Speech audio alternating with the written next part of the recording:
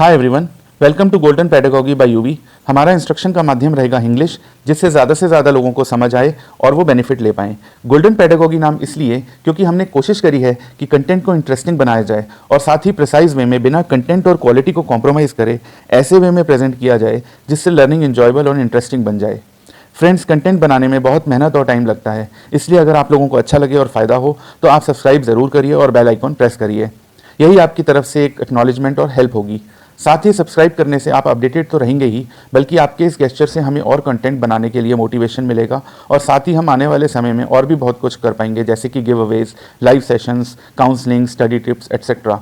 तो गाइस, ध्यान रहे कि आप हमारे इसी ओरिजिनल चैनल से जुड़े रहें इवन पास होने के बाद भी, जिससे कि हमारी golden pedagogy by UV family members आगे भी साथ मिलकर कुछ कर सकें। So guys, let's get started. Subject है यूपी रेवेन्यू कोड 2006 और टॉपिक है राइट्स ऑफ असामी। अभी तक हमने लास्ट 2 लेक्चर्स में डिस्कस किया था राइट्स ऑफ बीटीआर, मतलब भूमिधर विद ट्रांसफरेबल राइट, और डिस्कस किया था उसके बाद हमने राइट्स ऑफ बीएनटीआर, भूमिधर विद नॉन ट्रांसफरेबल राइट्स। अब आ जाते हैं राइट्स ऑफ असामी पे। तो पहला राइट क्या है इसका? Use of land, section 84। असामी can use land for any purpose connected with agriculture except taungya plantation which can be used for agricultural purposes only. Basically ये जो है वो लैंड को किसी भी पर्पस के लिए कनेक्टेड विद एग्रीकल्चर, जैसे कि पिसीकल्चर या और चीज़ों के लिए भी यूज़ कर सकता है, एक्सेप्ट जो टोंगिया प्लांटेशन है जो कि सिर्फ एग्रीकल्चरल पर्पसेस के लिए ही यूज़ करी जा सकती है। Provisions are not subject to any agreement and असामी can use land in anything connected to agriculture. इसमें एग्रीमेंट से कोई फ़र्क नहीं पड़ता एग्रीमेंट क्या हुआ है क्या नहीं हुआ, असामी बेसिकली लैंड एग्रीकल्चरल से रिलेटेड पर्पस के लिए यूज़ कर सकता है। लेकिन however for unauthorised use he is liable to be ejected. लेकिन अनऑथोराइज्ड यूज़ अगर करेगा तो वो उसको इजेक्ट किया जा सकता है, उसको निकाला जा सकता है। सेकंड है right to let the land, लैंड को आगे फर्दर किराए पे देना। तो इसमें बेसिकली है कैन नॉट डू सो, वो ये नहीं कर सकता except if he is an allottee of land in lieu of maintenance allowance and if he is disabled then he can let for maximum of 3 years and such lessee shall be असामी of असामी। Basically असामी जो है उसके पास right to late नहीं है, लेकिन ऐसे अगर उसको वो जो सब्जेक्ट मैटर है या जो प्रॉपर्टी है वो मेंटेनेंस अलाउंस के एवज़ में मिली है या वो असामी खुद डिसेबल्ड है, तो वो मैक्सिमम 3 साल के लिए उसको आगे फर्दर किराए पे लेट आउट कर सकता है। और ऐसे में जो जिसको वो लेट आउट करेगा वो उस असामी का असामी कहलाएगा। Section 94 enables him to let his holding for any period to a recognised educational institution. और सेक्शन 94 इनेबल करता है उसको कि अगर वो एजुकेशनल इंस्टीट्यूशन को दे रहा है तो वो किसी भी समय के लिए दे सकता है। उस केस में 3 साल का जो मैक्सिमम पीरियड है वो अप्लाई नहीं होगा। फिर है right to surrender, section 119। Guys, अगर याद हो तो हमने bhumidhar with non transferable rights में पढ़ा था कि राइट टू सरेंडर उसमें और असामी इन दोनों को ही मिलता है। बीएनटीआर के केस में सेक्शन 118 में मिलता है और असामी के केस में सेक्शन 119 के केस में मिलता है। लेकिन एक फ़र्क ये है कि असामी के केस में उसको पूरा का पूरा चीज़ लैंड जो है वो सरेंडर करनी पड़ेगी। पार्ट ऑफ लैंड, वो लैंड का एक टुकड़ा सरेंडर नहीं कर सकता, जबकि बीएनटीआर का हमने पढ़ा था उसमें वो पार्ट ऑफ लैंड भी सरेंडर कर सकता है। फिर आ जाते हैं fourth right, right to crops and trees on ejectment और एक्सटिंक्शन ऑफ इंटरेस्ट। बेसिकली उसका क्रॉप्स में क्या राइट रह जाएगा अगर उसको निकाला जाता है, या उसका जो इंटरेस्ट, एक्सटिंक्शन ऑफ इंटरेस्ट मतलब जब उसका वो पीरियड ओवर हो जाता है, तो ऐसे में क्रॉप्स पे क्या रहेगा। तो बेसिकली उसका राइट है कि वो क्रॉप्स को गैदर कर ले, वो क्रॉप्स को काट के अपने पास इकट्ठा कर ले, और अगर वो गैदर नहीं कर पाता तो कोर्ट क्या है उसकी वैल्यूएशन निकालेगी कि भाई इतनी इतनी इन फसल की इतनी कीमत है, और अगर उसने कोई रेंट पे नहीं किया, अनपेड रेंट है उसका, तो वो उसमें से एडजस्ट कर लेगी, और भी कोई अमाउंट ड्यू है तो उसमें से एडजस्ट कर लिया जाएगा।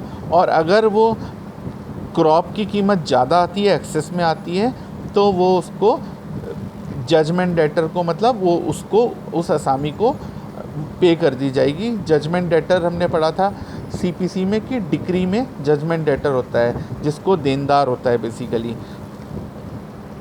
अगर पे नहीं किया जाता उसको, तो बेसिकली उसके पास ये राइट है कि वो क्रॉप्स तब तक लेता रहे जब तक वो पूरी फसल काट नहीं लेता या वो फसल सूख नहीं जाती, तो उसके पास ये राइट रहेगा। फिर है एक्विजिशन ऑफ BNTR, मतलब असामी कब BNTR बन सकता है, कब वो BNTR का राइट एक्वायर कर सकता है।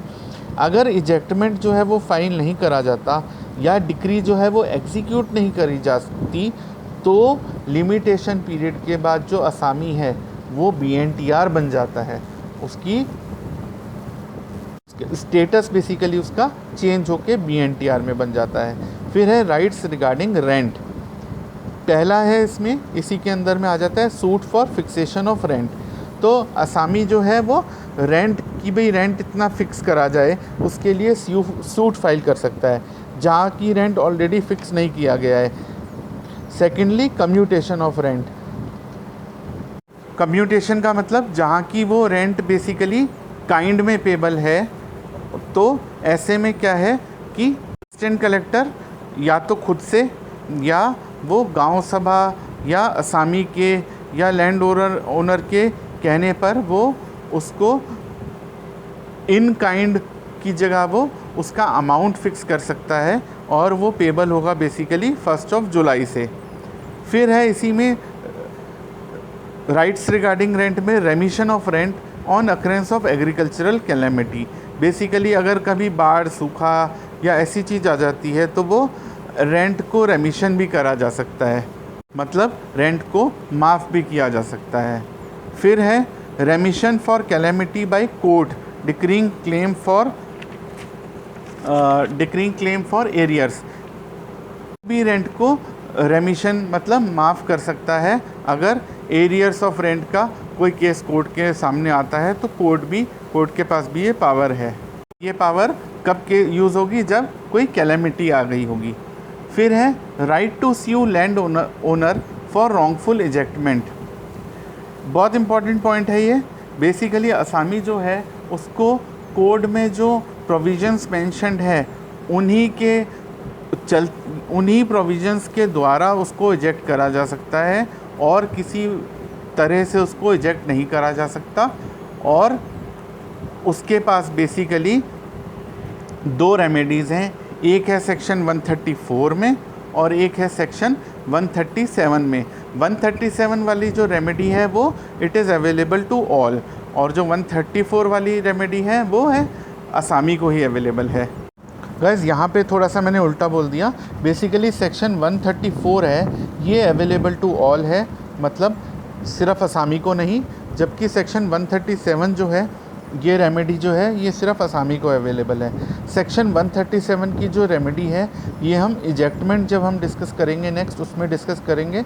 और सेक्शन 134 की रेमेडी बेसिकली 2 टाइप की रेमेडीज़ हैं जो सबको अवेलेबल है, वो है इविक्शन प्लस डैमेजेस, इविक्शन कराना और डैमेजेस क्लेम करना। बट सेक्शन 137 की रेमेडीज़ जैसा कि मैंने अभी बताया वो हम जब इजेक्टमेंट डिस्कस करेंगे तब करेंगे। और ब्रीफ में अगर मैं आपको अभी छोटा सा हिंट दे देता हूँ।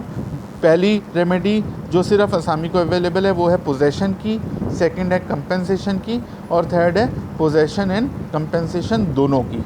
तो बेसिकली ये सेक्शन 137 की रेमेडीज़ हैं। तो गाइज़ इसी के साथ ये टॉपिक ख़त्म होता है।